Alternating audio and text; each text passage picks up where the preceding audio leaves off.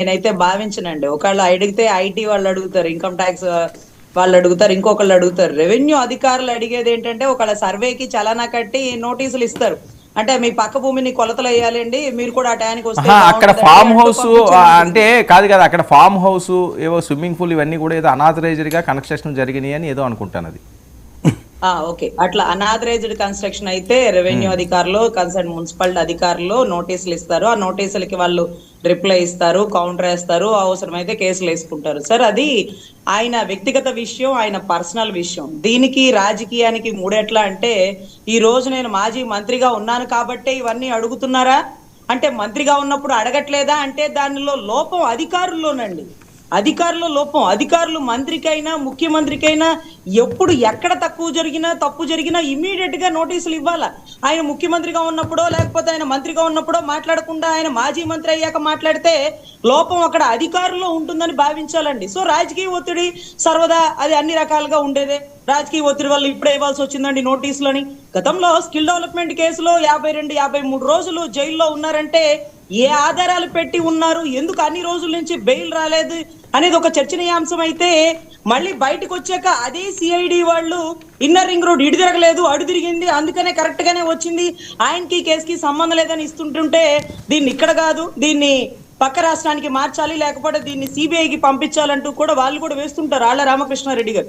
అంటే ప్రభుత్వంలో ఉన్న వారికి కేసులు ఉండవు, ప్రభుత్వంలో లేని వారికి కేసులు వేస్తారు. సో ఇక్కడ అధికారుల లోపం కనబడుతుంది. కానీ ఈ రాజకీయ ఒత్తిడి వల్లే మేము అలా చేయాల్సి వస్తుంది అంటూ అధికారులు ఇచ్చేటటువంటి స్టేట్మెంట్ అండి. సో నేనేమనుకున్నానంటే ఎప్పుడు ఒకేలాగా స్పందించండి. 5 సంవత్సరాలు ఉండి వెళ్ళిపోయే రాజకీయ నాయకులు, 62 సంవత్సరాలు ఉండగలిగే అధికారులు మీరు నిబద్ధతగా ఎప్పుడు ఒకేలా రియాక్ట్ అవ్వాలని నేను కోరుకుంటున్నానండి. సో కాదు, ఇలాంటి వాటి మీద అరెస్టులు అవి ఉండవు కదా. ఆయన ఏంటి మళ్ళీ నేను చెప్పేసి వచ్చానంటారు, అంత కక్ష సాధింపు అంబటిగాని చేయాల్సిన అవసరం ఉందండి ఇంత రచ్చ జరిగిన తర్వాత మొన్న? సార్ మళ్ళీ ప్రభుత్వం అంబటి రాంబాబు గారి జోలికి పోదు, అరెస్టులు చెయ్యదు, జరగదు. నెక్స్ట్ లిస్ట్ లో కొడాలి నాని గారు ఉన్నారేమో, ఆయన కూడా అంటున్నారు 100 రోజులు పెడతారేమో నన్ను అంటూ 100 రోజుల స్టేట్మెంట్ కూడా ఇవ్వడం జరిగింది. వల్లభనేని వంశీ గారు ఎన్ని రోజులు ఉన్నారు, అంబటి రాంబాబు గారు ఎన్ని రోజులు ఉన్నారు అనేది కూడా లిస్టు చదువుతున్నారు. సో ఒక సీక్వెన్స్ ప్రకారం వెళ్తుంది. కానీ మళ్ళీ అరెస్ట్ అయిన వాళ్ళని అరెస్ట్ చేస్తే మళ్ళీ వెనకాల క్యూ లైన్ లో ఉన్న వాళ్ళు బాధపడరండి. ఒకళ్ళ తర్వాత ఒకళ్ళు వస్తారు, ఎవరు వంతు వారిది. సో ఇప్పుడు కొడాలి నాని గారు వచ్చారు స్క్రీన్ మీదకి, నీ పేరున్నా నువ్వే భయపడు, నా పేరున్నా నువ్వే భయపడు అంటూ బాలయ్య గారి స్టేట్మెంట్ ఏదో ఇచ్చేసినారు కదా సినిమా డైలాగ్.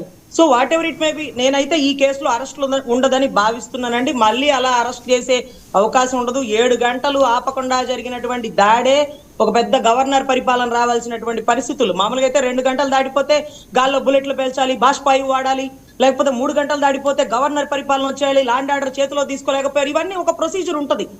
బట్ అది అక్కడ ఏం జరిగిందో తెలియదు. కానీ what ever it may be, అది చాలా విధ్వంసం. ప్రతిపక్ష నాయకులు ఇళ్ల మీద నిప్పులు పెట్టే దాడిని రాష్ట్రంలో ప్రతి నాయకుడు ఖండిస్తున్నాడు. కొంతమంది బయటికి చెప్పలేని పరిస్థితిలో ఉన్నారు, కానీ వాళ్ళకి తెలుసు ఇది తప్పు అని, వాళ్ళ మనస్సాక్షికి తెలుసండి. సో మరి ఎందుకు ఈయన పదే ఈ రకంగా మాట్లాడడం, నన్ను మళ్ళీ అరెస్ట్ చేస్తారు నేను చెప్పొచ్చాను అని దేనికి అంటున్నారు? అంటే రాజకీయ మాట్లావి. సరే ఆయన అన్నారు, ఆయన ఏదో మీడియాలో పెట్టుకున్నారు, మీరు దీన్ని బయటకు వచ్చి మీడియాలో కాదు, మీడియాతో మాట్లాడింది, అక్కడ లోగోలు ఉన్నాయి, మీరు అబ్జర్వ్ చేయండి, మొత్తం మీడియాను పిలిచి మాట్లాడింది అది. సార్ లోగోలు ఉన్నాయి, మీడియాలో మాట్లాడారు, మళ్ళీ ఆయన అరెస్ట్ చేస్తారేమో, అరెస్ట్ చేయొచ్చా అంటే మనం దాని గురించి చర్చించుకోవడానికి మీరు అసలు చెయ్యరు అని చాలా కాన్ఫిడెంట్ గా చెప్తున్నారు కదా, మళ్ళీ అది జరగదు, ఇంకొకరు ఉంటారు నెక్స్ట్ అని, అందుకని నాకు అనుమానం వచ్చింది. 100% మళ్ళీ రాంబాబు గారి జోలికి అయితే పోరని నేనైతే భావిస్తున్నాను సార్. క్యూలర్లో ఇంకా చాలా మంది ఉన్నారని వాళ్ళందరూ వేచి చూస్తున్నారు. సో వాళ్ళ లిస్ట్ లో ఫస్ట్ ఎవరి పర్ఫార్మెన్స్ కనుక వారికి నచ్చితే SMS రిక్వెస్ట్ చేయండి అంటూ ఆయన అయిపోయింది. ఇంకొకళ్ళు పెర్ఫార్మెన్స్ వాళ్ళు బయటకు వచ్చినారు, మరి వాళ్ళకు కూడా SMS రిక్వెస్ట్ అవన్నీ కూడా ఉంటాయి. కాబట్టి వీళ్ళందరూ కూడా